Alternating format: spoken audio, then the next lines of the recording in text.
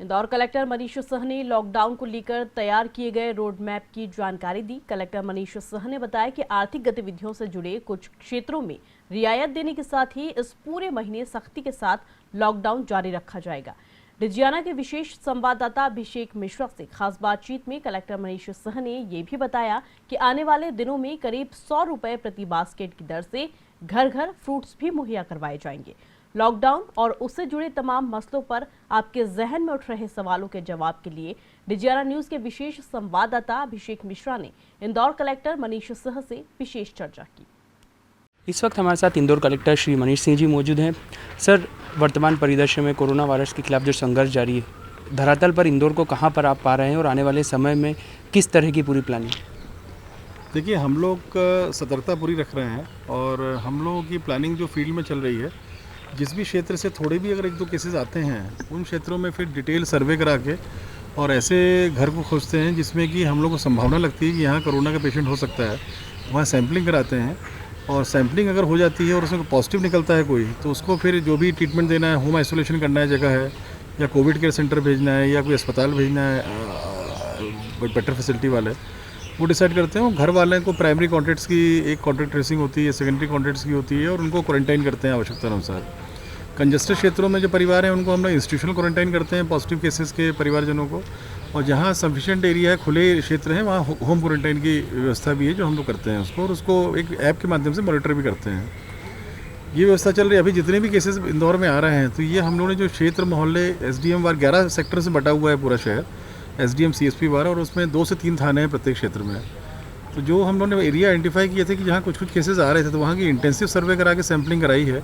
वही कल से हमारे यहाँ जो भी 70, 80, 90 या 60 या 100 ऐसे आते रहेंगे आने वाले समय में, उन्हीं क्षेत्रों की सैम्पलिंग और इंटेंसिव सर्वे चल रहा है ताकि हम लोग चिन्हित कर सकें पेशेंट्स को। इससे फ़ायदा ये होता है कि पेशेंट्स शुरुआत में मिल जाते हैं क्षेत्र में, उनके परिवार वालों को हम लोग क्वारंटाइन कर लेते हैं, उनको सतर्कता बढ़ जाती है क्षेत्र में, कॉलोनी वाले सतर्क हो जाते हैं, और जो कॉलोनी वालों को मूवमेंट कंट्रोल करना होता है उसमें भी हेल्प मिलती है, हम लोग की जागरूकता भी आती है क्षेत्र में। अभी ये मानें कि अभी भी 10 से 15% क्षेत्रों में हमारे यहाँ इफेक्ट है। अभी जिस केसेस आ रहे हैं ये सारे केसेस वो हैं जो हम लोग खुद आ जा करके मोहल्लों में जांचें करा रहे हैं। ये निरंतर हमको करना पड़ेगा। ये केसेस हम लोगों के यहाँ पॉजिटिव केसेस आते रहेंगे, हम लोग आइडेंटिफाई करते रहेंगे। हम लोग का प्रयास ये है कि हम लोग आगे बढ़ के कॉलोनी क्षेत्रों में जाएँ और आइडेंटिफाई करें केसेस को। पर फ़ायदा ये है कि इसमें जो केसेस आ रहे हैं वो एसिम्प्टोमेटिक बहुत सारे मिल रहे हैं हम लोगों को, प्लस हालत ख़राब नहीं है उनकी, सीरियस नहीं है वो, तो उनको जहाँ अस्पतालों में डालते हैं 7 दिन के अंदर रिकवरी में आ जाते हैं वो। इससे मॉर्टेलिटी रेट हमारा बहुत तेज़ी से घट रहा है इस समय। सर, लॉकडाउन को लेकर किस तरह की योजना पूरी तैयार की 17 तारीख के बाद? लॉकडाउन तो अभी जो परिस्थितियाँ हैं उसमें अगर अपन ये माने कि 17 के बाद लोगों को घर से निकलने दिया जाएगा तो ये संभव नहीं है ये क्षेत्र की शहर की स्थिति। पर ये ज़रूर है कि हम लोग इकोनॉमिक एक्टिविटीज़ को ग्रेजुअली उठा रहे हैं। ग्रामीण क्षेत्रों में काफ़ी हद तक हम लोगों ने लिबरल कर दिया चीज़ों को, पर ग्रामीण क्षेत्रों में भी जो कस्बे हैं, जो अर्बन लोकल बॉडीज़ वाले क्षेत्र हैं, वहाँ भी अभी लॉकडाउन चल रहा है, घरों से बाहर नहीं निकल रहे हैं लोग। पर जिनकी फैक्ट्री चालू हुई है, जो कारोबार चालू हुआ है, किसान जो हैं, उनके मूवमेंट में कहीं रेस्ट्रिक्शन नहीं है, उपार्जन चल रहे हैं, मंडियाँ चल रही हैं। जो कंस्ट्रक्शन होने हैं उसको भी हम लोग अभी एक जनरल ऑर्डर से कर रहे हैं। हमारे जितने भी क्रशर हैं, हमारे जितने डबल प्लांट हैं, उनको भी चालू किया जाए, डेवलपमेंटल एक्टिविटीज़ न रुकें। शहर में बहुत जो जिस स्पीड से कोरोना का असर धीरे डाउन जा रहा है, उनके पैरामीटर उसी रेशियो में थोड़ा कम स्पीड में इकोनॉमिक एक्टिविटीज़ को अपग्रेड कर रहे हैं। शहरी क्षेत्र में भी सर संभावना है 17 के बाद आर्थिक गतिविधियों की?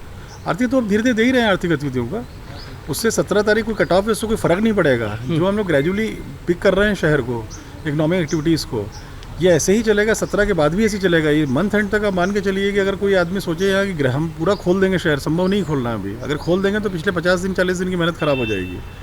ग्रेजुअली अपलिफ्ट करेंगे इकोनॉमिक एक्टिविटीज़। जो इकोनॉमिक एक्टिविटीज़ को अपलिफ्ट करने में जिन लोगों को हम लोग कर्फ्यू पासेस दे रहे हैं वो अवश्य अपने मूवमेंट कर सकते हैं, इकोनॉमिक एक्टिविटीज़ संलग्न है। जैसे कई सारी 250 फैक्ट्रीज़ को हम लोगों ने परमिशन आजकल में हो रही है, उसमें शहर के अंदर ज़रूर हम लोग नहीं दे रहे हैं, क्योंकि शहर के अंदर जो कंटेनमेंट एरियाज़ हैं हमारे, वहाँ की किसी भी एक्टिविटी को हम लोग अलाउ नहीं कर रहे हैं। पर बाहर जो है, सावे रोड इंडस्ट्रियल एरिया हो गया, देवास नाका हो गया, पालदा के क्षेत्र हो गया, या गोडाउंस हो गए देवास नाका के, या गोडाउंस लोहा मंडी क्षेत्र के भी हो गए, जहाँ पे बहुत मिनिमम लेबर में हम लोग ऑपरेट कर सकते हैं।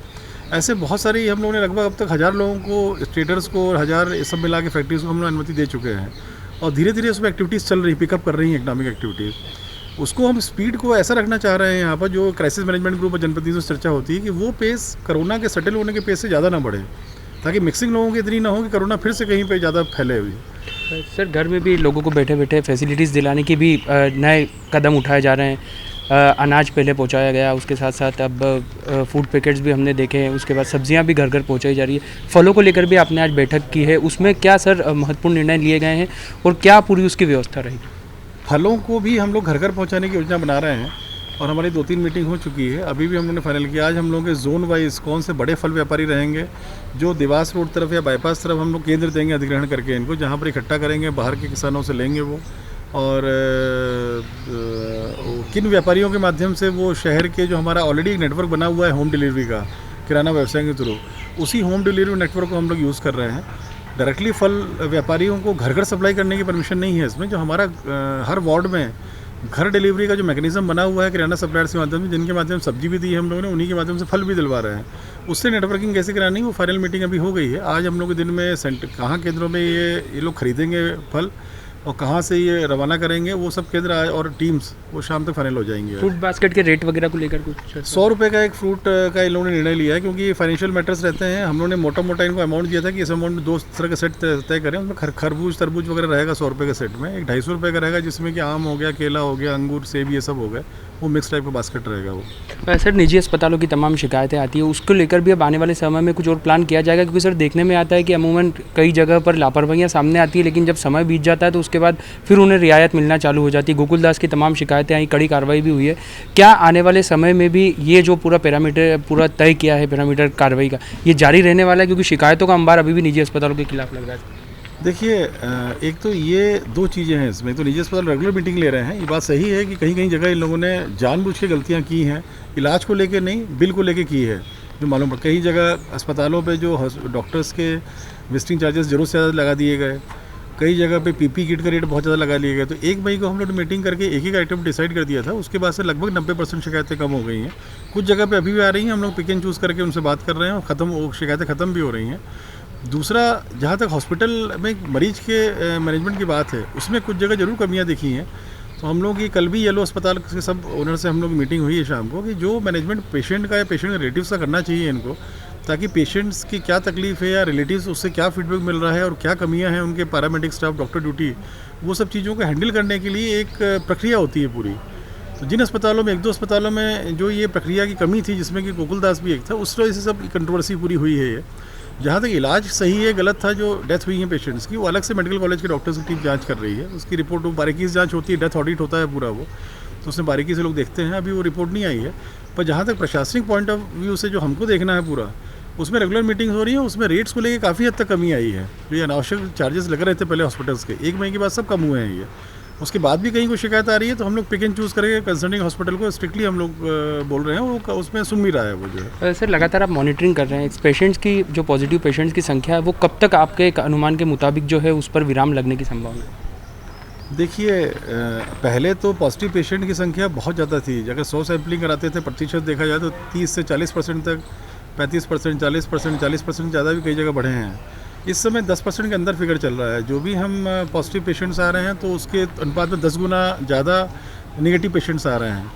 कब तक ये शून्य होगा ये वक्त बतलाएगा ये, पर कंट्रोल बहुत ज़्यादा है। इतना कंट्रोल है इस समय शहर में कि हम लोग खुद हो करके मोहल्लों में जाके सर्वे सैम्पलिंग करा रहे हैं, ताकि इनिशियल स्टेज में पेशेंट्स को निकाल सकें और लोगों को कॉन्फिडेंस आ चुके हैं। आज लगभग हमारे 900 से ज़्यादा पेशेंट डिस्चार्ज हो चुके हैं, तो लोगों में ये भी कॉन्फिडेंस आ गया है कि टाइम पे बतला देंगे तो 7 दिन में ठीक होकर घर जा सकते हैं। अभी मुझे उम्मीद है कि अभी जो प्रोटोकॉल चेंज हुआ है हमारा discharge protocol government of India ICMR से, जिसको स्टेट गवर्नमेंट भी शायद आदेश आज कल में आएंगे उसमें, उसके तहत करेंगे तो हम लोगों का जो डिस्चार्ज प्रतिशत है वो देश में नंबर 1 हो जाएगा हम लोगों का। क्योंकि बहुत सारे patient first report second report के चक्कर में वेट कर रहे हैं, ठीक है कंडीशन में, बिल्कुल ठीक हो चुके हैं।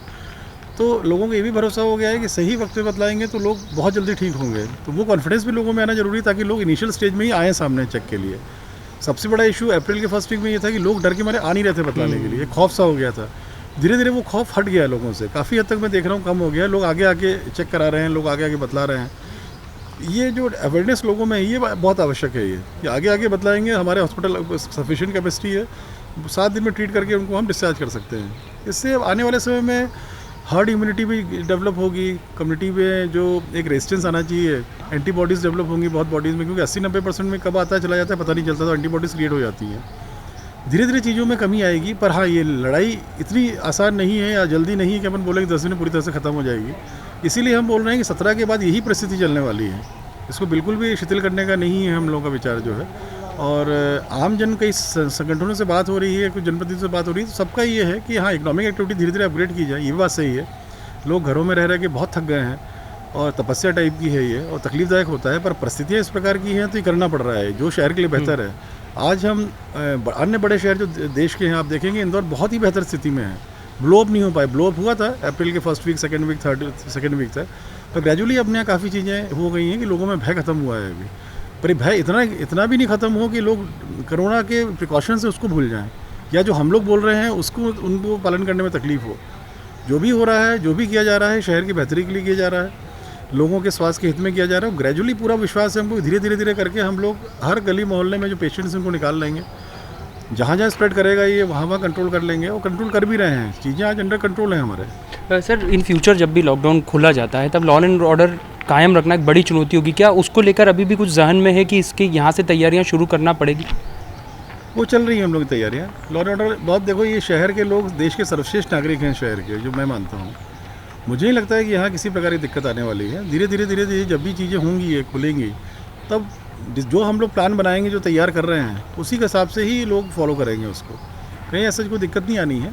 कुछ गरीब बस्तियों में जरूर हम लोग के इश्यूज़ रहते हैं, वहाँ भी समझाई बुझाई करके स्थानीय जनप्रतिनिधियों को कॉन्फिडेंस में लेकर हम लोग मैनेज कर लेंगे उसको। सर, अंतिम सवाल के तौर पर शहरवासियों से क्या अपील करना चाहेंगे, और ख़ासतौर पर जो भले निगम प्रशासन के हो, ज़िला प्रशासन के हो, पुलिस के हो, कोरोना के योद्धा जो लगातार मैदान में जुटे, उन्हें क्या संदेश देना चाहेंगे? देखिए, एक संदेश ये देना चाहेंगे कि शहर बहुत ठीक हो चुका है, शहर नियंत्रण में है, स्वास्थ्य सुविधाएं पूरे नियंत्रण में हैं। कहीं शिकायत मिल रही है, जनता की भावनाओं के अनुसार कार्रवाई भी की जा रही है। पूरी सतत हम लोग मॉनिटरिंग कर रहे हैं कि प्राइवेट हॉस्पिटल्स में एटलीस्ट ट्रीटमेंट सही मिल जाए, अनावश्यक बिलिंग नहीं हो अस्पतालों की। कुछ मजबूरियां अस्पताल संचालकों की भी रहती हैं।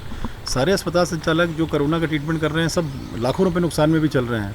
कहीं ना कहीं उन डॉक्टर जगत का, उन अस्पताल संचालकों का भी हम लोग को ध्यान रखना होता है। पर इसका मतलब ये नहीं है कहीं इलाज में कमी हो, कहीं पे बिल कम ज़्यादा होता है, बाद में हम लोग बातचीत करा के उसको मैनेज कर लेते हैं, उसको दिलवा भी देते हैं।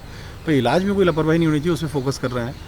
तो जो शहर सुधर रहा है, कोरोना का धीरे धीरे इंटेंसिटी कम हो रही है, नंबर ऑफ पॉजिटिव पेशेंट्स कम हो रहे हैं, हमारे बेड्स खाली हो रहे हैं, जल्दी लोग ठीक होकर घर जा रहे हैं। आधे से आधे 50% तक आंकड़ा हमारा पहुंच गया है लगभग, जो ठीक हो गए हैं पेशेंट। थोड़ा संयम और रखने की ज़रूरत है, और उम्मीद है कि आने वाले समय दोबारा सर्ज नहीं आए कोरोना का, फिर से शहर को पूरा 100% 29 मार्च की तरह लॉकडाउन ना करना पड़े। इसी के प्रयास में लगे हैं। थोड़ा संयम रखे, धीरे धीरे शहर को हम लोग उठा भी रहे हैं।